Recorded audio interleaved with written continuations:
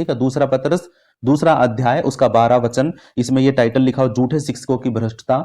ठीक है, आपको पता होना चाहिए कि हम कौन सी पुस्तक में हैं और कौन से वचनों में हैं और उसका टाइटल क्या है। इसलिए मैं आपको है ना टाइटल लिख के दिखाता हूं कि ये टाइटल है, इसके बारे में यहां पे बात हो रही है। झूठे शिक्षकों की भ्रष्टता के बारे में बात हो रही है, वो कैसे भ्रष्ट हो गए हैं और कैसे वो दूसरों को भी भ्रष्ट करते हैं।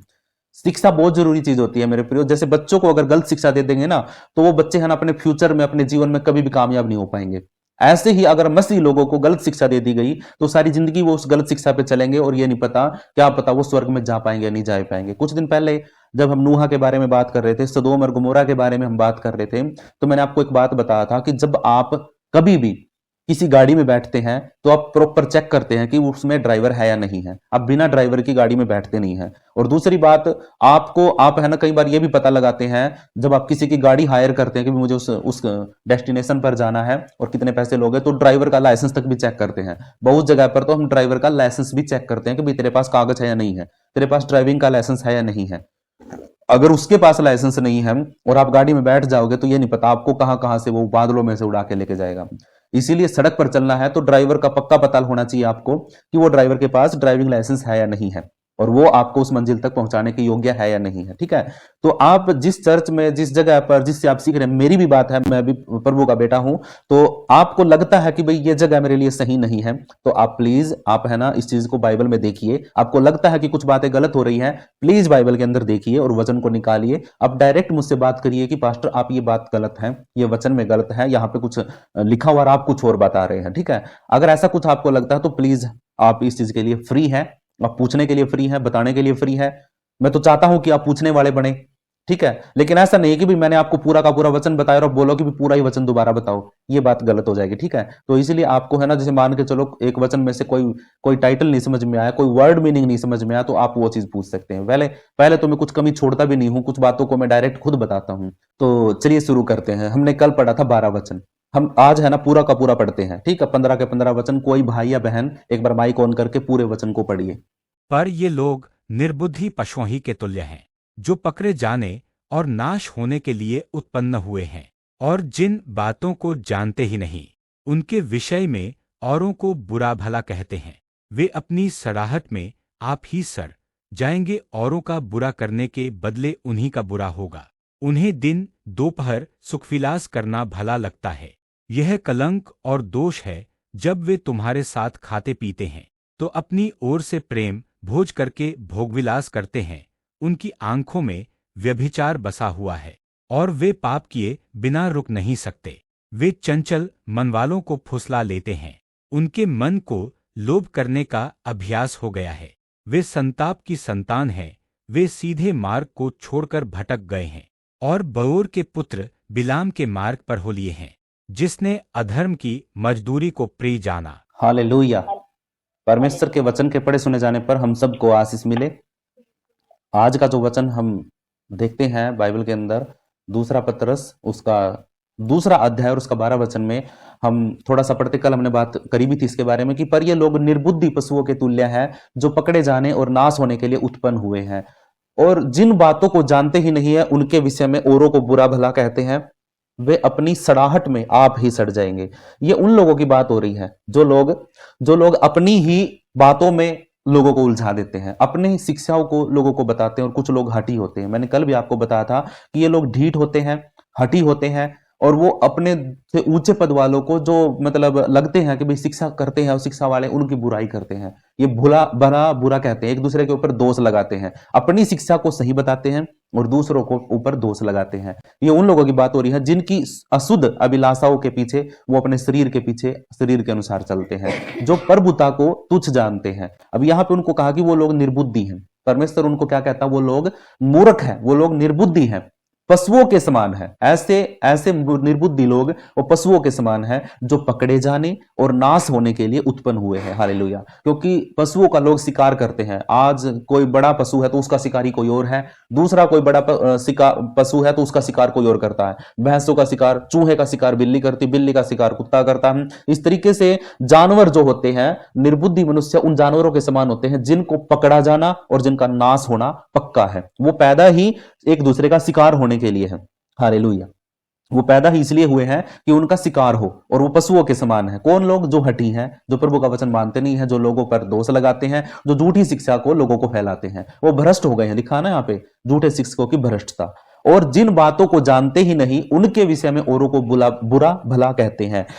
वो क्या कहते हैं कि वो खुद बाइबल नहीं पढ़ते हैं, कहीं से कुछ सुन लेते हैं और उसको लोगों को बताते हैं और दूसरे लोगों की बुराई करते हैं। वो तो ये बताता है, वो ये बात गलत कहता है, वचन में तो ये लिखा हुआ है, अपनी तरफ से कुछ बातों को वो बोल करके और दूसरों पर दोष लगाना शुरू कर देता है और उनको बुरा भला कहने लग जाता है। वे अपनी सड़ाहट में आप ही सड़ जाएंगे। उन्हीं लोगों को प्रभु कहता है, वचन कहता है कि वो लोग क्या करेंगे, वो जैसी गंदगी उनके अंदर है, जैसी शिक्षा उनके अंदर है, जैसे कर्म वो करते हैं, वो उन्हीं के अंदर खुद सड़ के मर जाएंगे। वो अपनी सड़ाहट में खुद ही सड़ जाएंगे, क्योंकि बुरी शिक्षा जिसके अंदर होगी ना, उसके अंदर से एक बदबू आएगी।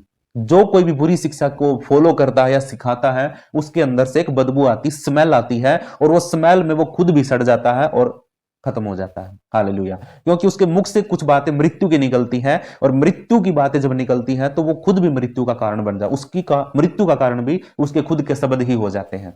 हालेलुया। प्रभु हमें सिखाता है एक दूसरे से प्रेम करना, एक दूसरे की सह लेना, एक दूसरे की बातों को सहना परमेश्वर हमें सिखाता है। और प्रभु हमें अद्भुत रीति से इस्तेमाल करता अपनी शिक्षा, जो खरी शिक्षा है उसकी, और जो गुड डॉक्ट्रिन है परमेश्वर की, उस डॉक्ट्रिन को हमने सीखना है और परमेश्वर से प्रार्थना करते रहना कि प्रभु हमें उन जैसा नहीं बनना है, हमने उन लोगों के जैसा नहीं बनना जिनको परमेश्वर निर्बुद्धि कहता है। हालेलुया। 13 वचन में लिखा, औरों का बुरा करने के बदले उन्हीं का बुरा होगा। हालेलुया। जो किसी दूसरे का बुराई करने के लिए गड्ढा खोदता है तो वो उस गड्ढे के अंदर खुद ही गिरता है। हालेलुया। ऐसी कहानियां हमने बहुत बार सुनी है, जो किसी दूसरे की बुराई करने के लिए जाल फैलाता है और खुद ही उस जाल के अंदर फंस जाता है। हालेलुया। और आगे लिखा, उन्हें दिन दोपहर सुख विलास करना भला लगता है। सुख विलास, वो सिर्फ और सिर्फ यही सोचते हैं कि भी कैसे भी करके हर बात को हम सुख में और विलास में खो दें, खाने पीने में, नाचने गाने में, कूदने में और बुराई करने में, गलत इल्जाम लगाने में, दोष लगाने में, हंसी मजाक उड़ाने में, सुख विलास में अपने आप को वो हर वक्त, हर दिन, हर दोपहर को वो अपने जीवन में यही चाहता है कि भाई मैं इन्हीं चीजों में फंसा रहूं। कुछ लोग ऐसे होते हैं दिन में 3 बार दारू पीते हैं। कुछ लोग ऐसे होते हैं, ऐसी मंडली में बैठते हैं कि जहां पे हंसी मजाक होते रहते हैं। कुछ लोग ऐसे प्रोग्राम देखते हैं, सारा दिन रील को खोल के बैठे रहते हैं और हंसते रहते हैं। हालेलुया। प्रभु का वचन कहता है, कितना भला है वो मनुष्य है जो दुष्टों की युक्ति पर नहीं चलता है और ठट्ठा करने वालों की मंडली में नहीं बैठता है। ये वचन हमारे लिए है मेरे प्रियो। भजन संहिता में लिखा हुआ है कि हम लोग कभी भी ऐसे मजाक करने वाले लोगों के बीच में ना बैठे, और ऐसी कोई भी वीडियो क्लिप हम ना देखें जिसमें औरतों का मजाक उड़ाया जाता है, जिसमें आदमियों का मजाक उड़ाया जाता है, जिसमें लोग एक दूसरे की कदर नहीं करते हैं। और वो कहते तो हैं कि भाई मतलब हम तो ये सिर्फ मतलब इंटरटेनमेंट के लिए कर रहे हैं, लेकिन इंटरटेनमेंट के लिए ही सही, लेकिन वो गलत तो कर रहे हैं। वो दोष लगा रहे, अपने मुख से कुछ बातों को वे विचार में फंसा रहे हैं, कुछ लोगों को वो है ना कुछ गलत भी कह देते हैं। हालेलुया। लेकिन प्रभु का वचन कहता है कि तुम मजाक में भी कभी भी किसी को अपने मुख से गलत शब्द मत निकालना, ठट्ठा मत करना। प्रभु का वचन तो साफ साफ इनकार करता है कि कोई भी व्यक्ति उन ठट्ठा करने वाले मंडली के अंदर ना बैठे, जो मजाक करने वाली मंडली होती है। हालेलुया। वो लोगों को इंटरटेनमेंट करने के लिए पता नहीं कैसी कैसी बातें निकालते हैं, आप खुद देखते हैं। हालेलुया। टीवी के ऊपर, आप यूट्यूब के ऊपर और आप इंस्टाग्राम की रील्स के ऊपर बहुत से ऐसी हंसी मजाक की, अरे ऐसी रील्स मैंने देखी है जिसमें पति अपनी पत्नी की इतनी बेइज्जती करता है, इतना मजाक उड़ाता है और कि भाई उसको देखा भी नहीं जाता है। कई बार पत्नी है ना अपने पति को ऐसी बातें बोलती देखी हैं, लड़कियां, लड़के, दोस्त सब ऐसे वो वीडियो बनाते हैं जिनके अंदर ठट्ठा किया जाता है, मजाक उड़ाया जाता है, और वो सब कुछ शैतान को प्रमोट कर रहे हैं। हर कोई व्यक्ति इस तरीके का वो शैतान की शिक्षा को प्रमोट करता है। हालेलुया। और जो ऐसी शिक्षा चीजों में पड़े रहते हैं, उनकी बुराई उनके ऊपर ही पड़ेगी। हालेलुया। वो जो भी बुराई करते हैं वो उनके ऊपर ही पड़ेगी। अब एक बात बताऊं आपको, जो व्यक्ति मजाक में या फिर वीडियो बनाने के लिए कुछ शब्द, कुछ गलत चीजें अपने मुख से अपने परिवार के लोगों के लिए, अपने लिए कुछ बोलता है, तो वो चीज उसके लिए एक्चुअल में होना शुरू हो जाती है। क्योंकि वचन कहता है कि तुम्हारी जीभ सामर्थी है, तुम्हारी जीभ से कुछ भी निकलता है, या तो मृत्यु निकलेगी या जीवन निकलेगा। अब तुम उसके अंदर से जीवन निकाल रहे हो या मृत्यु निकाल रहे हो, तो ये तुम्हें देखना। अगर आप जीवन निकाल रहे हो तो आपके ऊपर भी और सामने वाले के ऊपर भी जीवन ही निकलेगा। ब्लेस करोगे आप एक दूसरे को, और जो ब्लेस देता है वो खुद भी ब्लेस होता है। वचन में लिखा है ना, औरों को औरों का बुरा करने के बदले उन्हीं का बुरा होता है। तो इसका अपोजिट भी होता है, दूसरों का अच्छा करने के बदले उसका भी अच्छा होता है। इसका अपोजिट भी होता है। आप दोनों चीजों को देखिए यहां पे कि अगर कोई व्यक्ति किसी का बुरा करता है तो उसके बदले में उसको बुरा ही मिलता है। अब इसकी अपोजिट अगर कोई व्यक्ति चलता है, तो अगर कोई व्यक्ति किसी का अच्छा करता है, अच्छे काम करता है, अच्छी ब्लेस करता है, आशीष देता है, तो उसके ऊपर भी वो आशीष, वो ब्लेस होती है। परमेश्वर का वचन साफ साफ हमें सिखाता है। यहां पे आगे लिखा है, यह कलंक और दोष है जब वे तुम्हारे साथ खाते पीते हैं तो अपनी ओर से प्रेम भोज करके भोग विलास करते हैं। सारी की सारी चीजें भोग विलास आप समझते हैं, सारी बुराई की जड़ है भोग विलास। ऐसे काम होते हैं जिसके अंदर बुराइयां होती हैं, जिसमें व्यभिचार होता है, गंदी नजरें होती हैं, गंदी हरकतें होती हैं। ऐसी सारी की सारी चीजें, लोगों को लगता है कि हम प्रेम में हैं, लोगों को लगता है कि हम प्यार में कर रहे हैं, मजाक में कर रहे हैं, भाईचारे में कर रहे हैं, लेकिन उनको यह नहीं पता कि वो एक्टिविटी क्या कर रहे हैं। वो खाते पीते हैं, खाते पीते वक्त देखो, मैं आपको एक बात बताता हूं, आपको आयुब के पास लेके जाता हूं। आयुब के बच्चे जितने भी थे, उसके बच्चे जितने थे, उनके लड़कियां जितनी थी और उनके दामाद जितने थे, सब व्यक्ति सारे के सारे एक कमरे में एक भाई के घर पे इकट्ठा होकर खाना पीना खाते थे। और हर रोज वो ऐसा ही करते थे। 7 भाई हैं तो सातों, आज उसके घर पे खाना है, कल उसके घर पे खाना है, परसों उसके घर पे खाना है। इस तरीके से वो वैसे ही वो काम करते थे। लेकिन मेरे प्रियो, वो तो इस तरीके से करते थे। अब खाते पीते थे, प्रभु के दास के बेटा बेटी थे, आयुब के बेटा बेटी थे वो, तो सारे के सारे आयुब क्या करता था, अब वो तो खा पी रहे हैं, कुछ उसको आयुब को ये शक था, ये विश्वास था कि कहीं मेरे बच्चे खाते पीते हैं, कोई दारू पी के, कोई नशा दाखरस पी के किसी का एक दूसरे का अपमान ना करते हो, कोई मजाक ना करते हो, क्या पता कोई परमेश्वर के विरोध में कोई काम ना कर रहे हो। तो वो क्या करता था, वो अपने बच्चों के चारों तरफ यीशु के लहू का, मतलब उस टाइम पे यीशु का लहू नहीं था, उस टाइम पे वो निर्दोष मेमनों को निकालता था, बलि देता था, उनकी बलि देकर के उसके लहू का बाड़ा अपने बच्चों के चारों तरफ लगाता था। हर रोज वो यही करता था। उसके बच्चे जैसे ही दूसरे घर में खा पी रहे, खाना पीने के बाद जब वो सो जाते थे, सोने के बाद जब आयुब सबसे पहले उठता था, उठ करके वो बैल, मतलब एक बच्चा लेता था, बछड़ा लेता था, जो भी होता था उसकी बलि करता था, उसके लहू का बाड़ा, और परमेश्वर के सामने उसको चढ़ाता था, जिससे परमेश्वर उसके बच्चों की रक्षा करता था, पापों को क्षमा कर देता था। इसके लिए, पश्चाताप के लिए आयुब खुद ऐसा करता था। लेकिन हम क्या करते हैं, हालेलुया, हम क्या करते हैं, हम कुछ भी नहीं करते। हम उन सारी चीजों में, जहां पे हम जाते, शादी में जाते हैं, मैं आपको सबसे सही तरीका मैं आपको बताता हूं कि आप कैसे पहचानोगे कि आप व्यभिचार में, पाप में हैं। आप शादी में चले जाओ, किसी भी शादी में चले जाओ, आप शादी में जाओगे ना, आपकी नजरों से पाप हुए बिना हटेगा ही नहीं। आपकी नजरों से पाप नहीं हटेगा। आप बोलने से कुछ ना कुछ पाप कर दोगे, आप खाने पीने में पाप कर दोगे, आप डांस करते हुए कोई ना कोई पाप कर दोगे।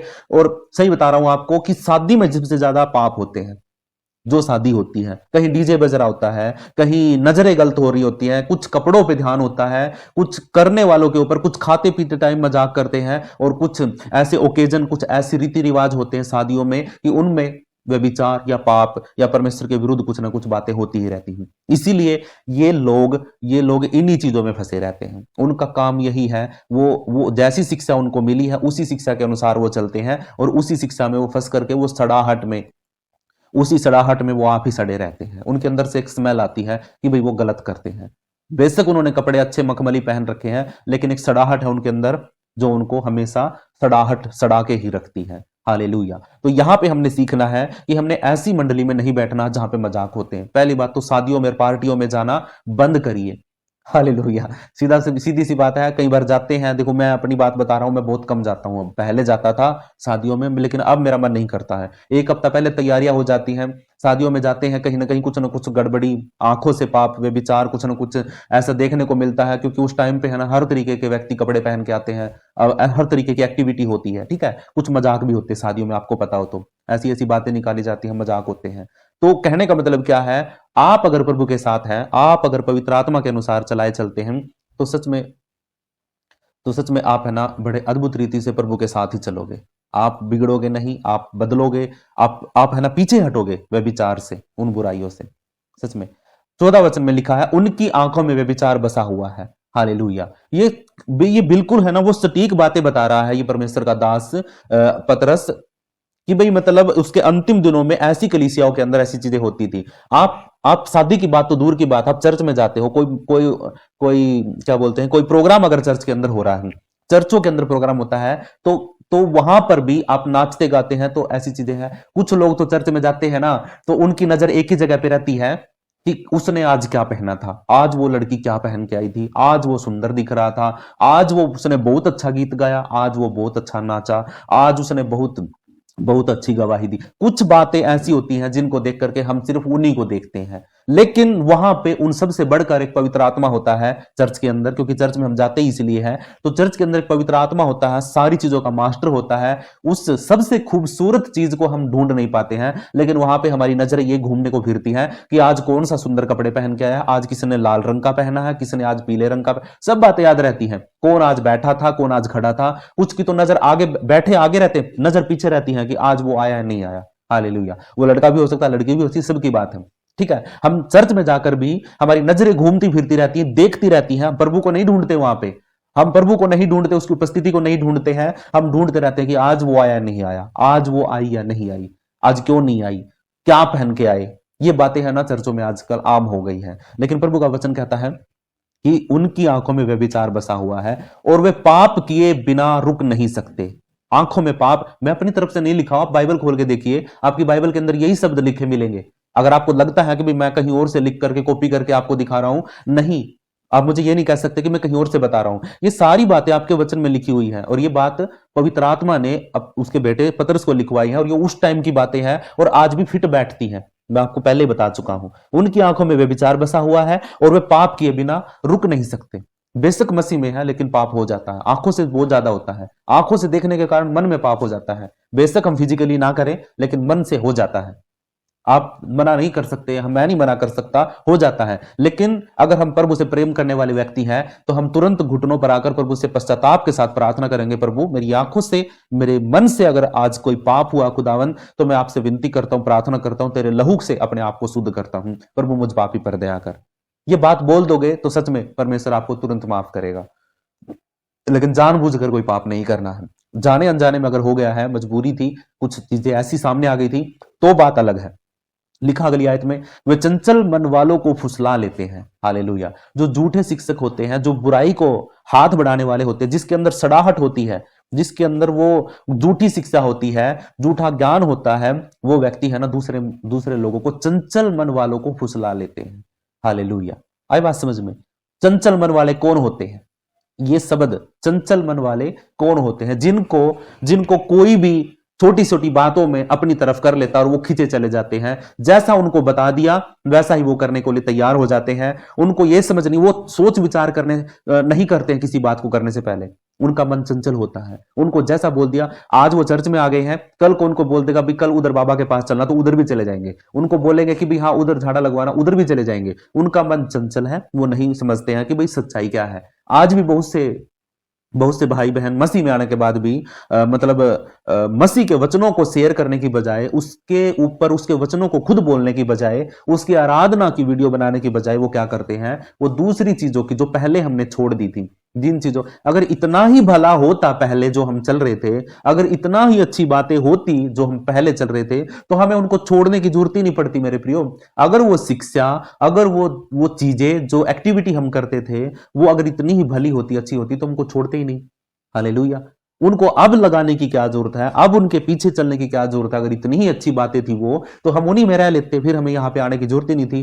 प्रभु ने हमें पूरी दुनिया से अलग किया है। हालेलुया। पूरे संसार से अलग किया है, और वो उसी को पसंद करता है जो संसार से प्रेम नहीं करता है, जो संसारिक बातों से प्रेम नहीं करता है। अपने शरीर को अपने परमेश्वर से बढ़कर अगर कोई मानता है, तो सच में परमेश्वर उसको कोई प्रेम नहीं करता, कोई तवज्जो नहीं देता है। प्रभु चाहता है कि उसकी पहली शिक्षा ही यही है, महान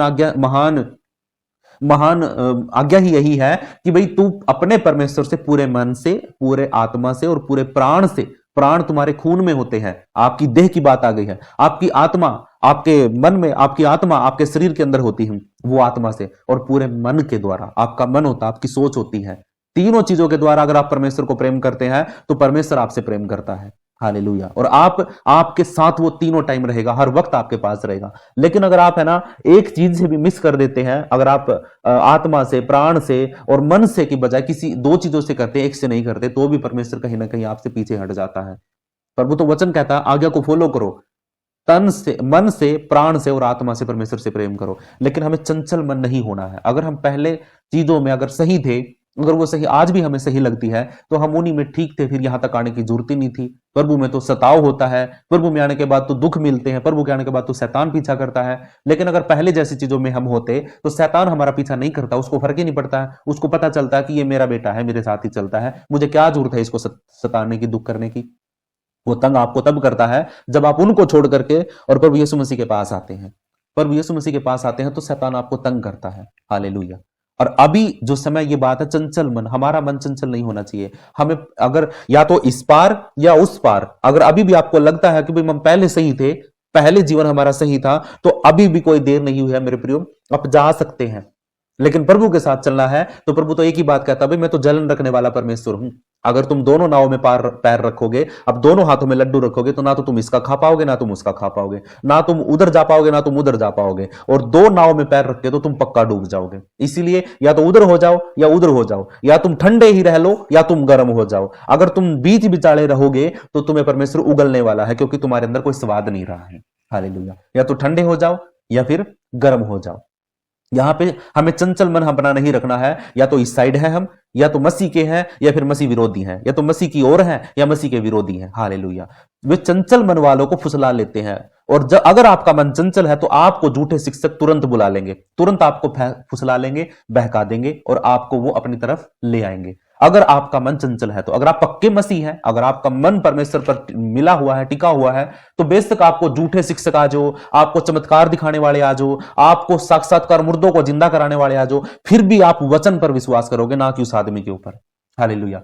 आदमियों पर विश्वास, वो विश्वास परमेश्वर वाला विश्वास आदमियों पर नहीं करना। परमेश्वर परमेश्वर है, आदम आदम है। परमेश्वर आदम हो सकता है, लेकिन आदमी कभी परमेश्वर नहीं हो सकता। आदमी कभी परमेश्वर नहीं हो सकता, बेशक वो कितने भी बड़े बड़े काम कर ले। परमेश्वर की जगह पर है, वो एक है और उसके अलावा उस जगह पर कोई बैठ ही नहीं सकता। हालेलुया। वो जगह उसकी है। हालेलुया। क्योंकि हम कई बार आदमियों को परमेश्वर कह देते हैं, यार तू तो मेरे लिए भगवान है, तू तो मेरे लिए परमेश्वर है, तू तो मेरे लिए परमेश्वर के रूप में आ गया। अरे वो परमेश्वर का भेजा हुआ है, उसने तेरे लिए मदद भेजी है, लेकिन वो परमेश्वर नहीं हो सकता। पति को परमेश्वर बोलते कुछ लोग, पति परमेश्वर, कहां से पति? पति दारू पी के हर रोज उस पत्नी को पीटता है, तो परमेश्वर कहां? परमेश्वर ऐसे काम करता है। पति गालियां देता है, पति नाले में पड़ा मुंह बाके, तो वो परमेश्वर कहां से होगा? बोल के देखिए, सोच के देखिए, कहां तक हमारी मनसा जाई गई। पति को परमेश्वर बोलते हैं। परमेश्वर का पति का अफेयर चल रहा है, कहीं पति का अफेयर चल रहा है, आप उसको परमेश्वर बोल रहे हैं। अब परमेश्वर की तौहीन करते हैं बहुत से लोग ऐसी बातें बोल करके, और चलता है ऐसा। ये झूठी शिक्षा है, ये मन चंचलता और ये फुसलाना बहकाना, ये शैतान का काम है और वो करता है, बखूबी करता है। और बहुत से लोग जो चंचल मन वाले होते हैं, जो इधर के भी उधर के भी, चारों तरफ उनको कहीं ले जाओ उधर ही चलने के लिए तैयार है, उन लोगों का मन वो जांच लेते हैं और उनको अपनी तरफ बुला लेते हैं, और पूरी जिंदगी फिर उनको नाश के रास्ते पर लेके चलते हैं। क्योंकि उनके अंदर सड़ाहट है, तो जो उनके पीछे चलेंगे उनके अंदर भी वो सड़ाहट आएगी। हालेलुया। और प्रभु की खुशबू होती है, आपको पता है, यीशु मसीह की खुशबू होती है। इतना महंगा इत्र उस मरियम ने, इतने महंगा था इत्र, छोटी सी शीशी के अंदर था, सारा का सारा यीशु मसीह के पैरों पे उंडेल दिया और फिर अपने बालों से उसको पोंछ दिया। अब क्या हुआ? इत्र की खुशबू होती है, वही खुशबू यीशु मसीह के पैरों में और वही खुशबू उसके बालों में। जिधर यीशु मसीह जा रहा है उधर वो खुशबू लोगों को फैल रही है। भाई इत्र की खुशबू आ रही है यीशु मसीह में से, और वो औरत जो जिसके बालों में था, वो अगर उधर जा रही है तो उधर भी वही खुशबू। इसका मतलब क्या हुआ कि उसका प्रेम प्रभु के प्रेम के साथ जुड़ करके दोनों की खुशबू एक जगह चल रही है। उधर जा रहे तो उधर भी प्रभु की खुशबू, मरियम जा रही उधर प्रभु जा रहा है तो उसकी भी खुशबू से। हमारा जो प्रभु है वो खुशबू फैलाता है। परमेश्वर का वचन हमारे लिए खुशबू, हमारे अंदर सड़ाहट नहीं रहेगी। हम पवित्र हो जाएंगे जब प्रभु का वचन हमारे साथ चलेगा तो। हालेलुया। आप इस चीज को सोचिए, समझिए कि प्रभु का आत्मा हमारे साथ है या नहीं है। अगर आपके साथ पवित्र आत्मा है तो आपके अंदर से खुशबू निकलेगी, खुशबू बहेगी, आपके अंदर की सारी सड़ाहट को प्रभु दूर कर देगा। हालेलुया। आगे हम पढ़ते हैं 15 वचन में, वे सीधे मार्ग को छोड़कर भटक गए हैं और बओर के पुत्र बिलाम के मार्ग पर हो लिए हैं, जिसने अधर्म की मजदूरी को प्रिय जाना। हालेलुया। अधर्म की मजदूरी को उसने प्रिय जाना था।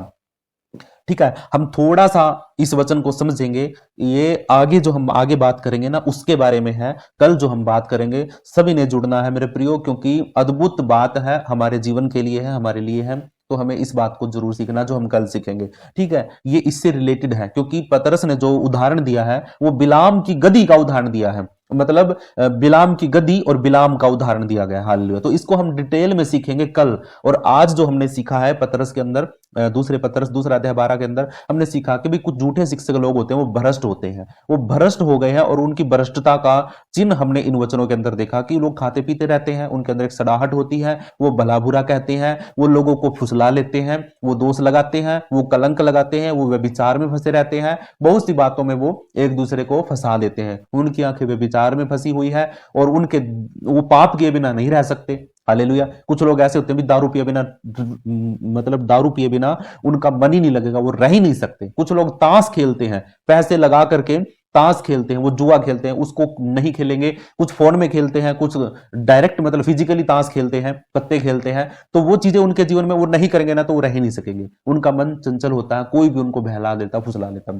छोटी छोटी कंपनियां होती हैं कि आजो भाई तुम्हारे पैसे 10 दिन में डबल कर देंगे। कुछ कंपनी आती, स्कीम लेके आती है, हमें लालच में फंसा देती है और हम फंस जाते हैं। अपनी कमाई भी हम उन लोगों के हाथों में दे देते हैं और जैसे ही हम पैसे देते हैं तुरंत कंपनी भाग जाती है।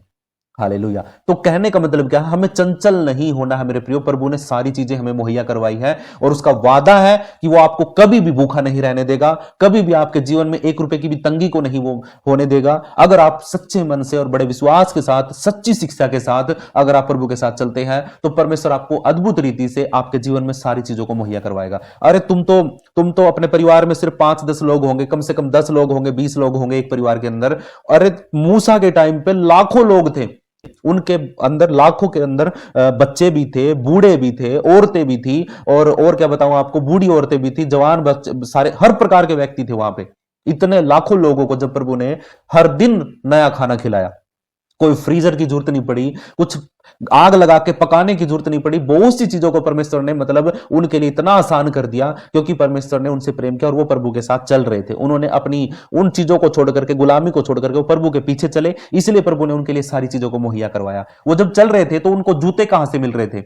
हालेलुया। वो जूते भी उनके पांव के अनुसार बढ़ते चले जाते। जैसे बच्चे ने जूता पहना ना, तो जब बच्चा बड़ा होता जाता उसका पैर बड़ा होता चला जाता था। अब पैर बड़ा हो रहा है, जूता छोटा नहीं हो रहा था, पैर के साथ जूता भी बढ़ रहा था उनका। ऐसे जूते प्रभु ने उनको दिए। हालेलुया।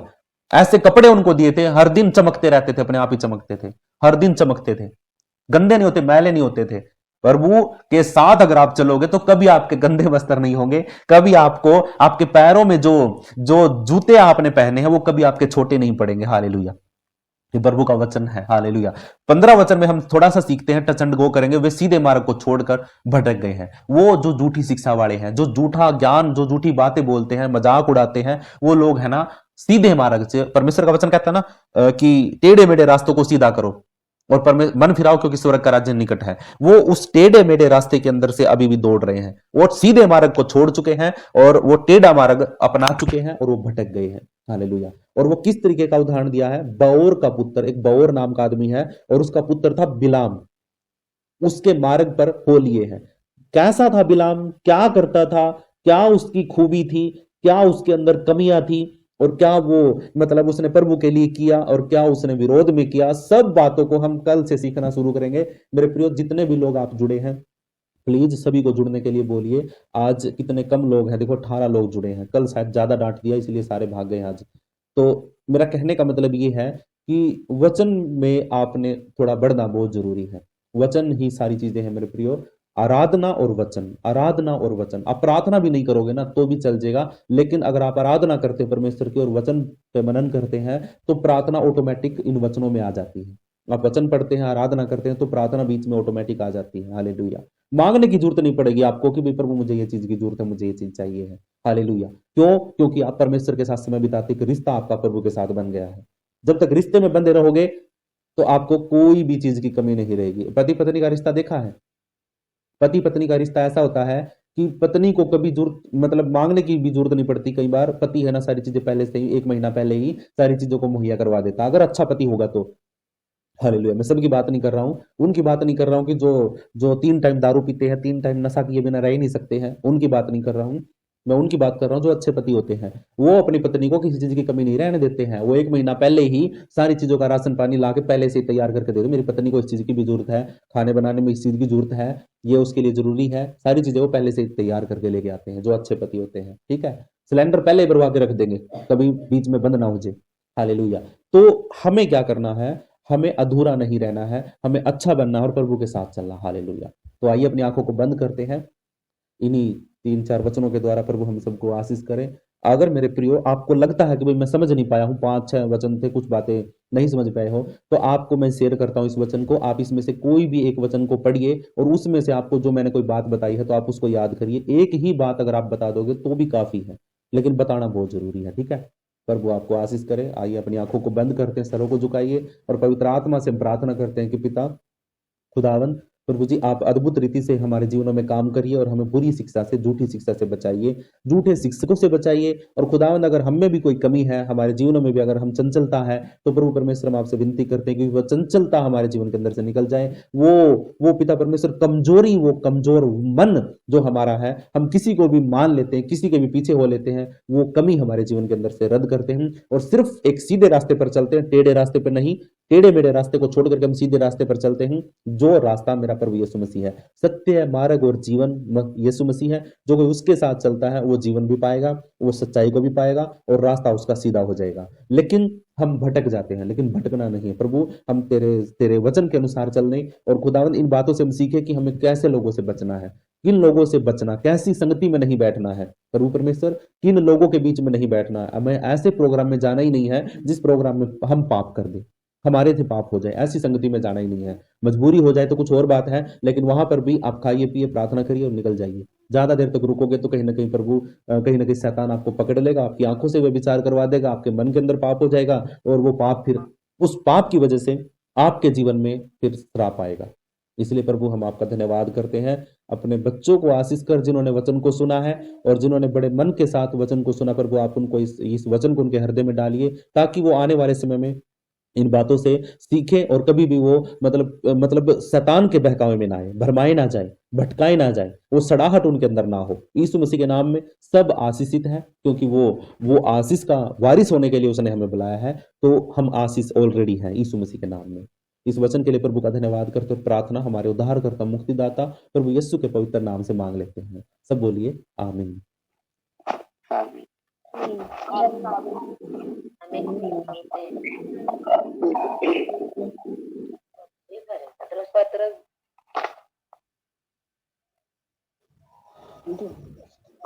तो अगर आपको कुछ भी वचन में से कुछ पूछना है, इन 3-4 वचनों में से अगर कोई भी शब्द, कोई वचन, कोई बात ना समझ में है तो आप पूछ सकते हैं। हमारे पास 5-7 मिनट है।